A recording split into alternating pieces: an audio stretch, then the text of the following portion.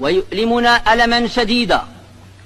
أن تجري في أرض جاراتنا الجزائر الشقيقة معارك يتسع نطاقها يوما بعد يوم،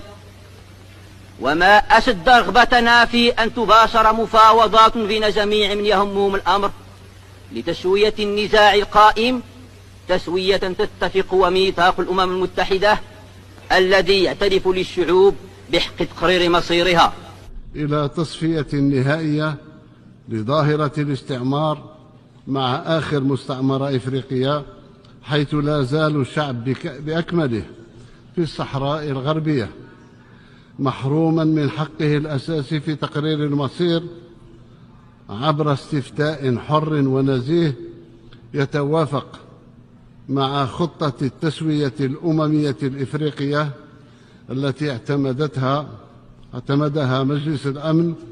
سنة 1991.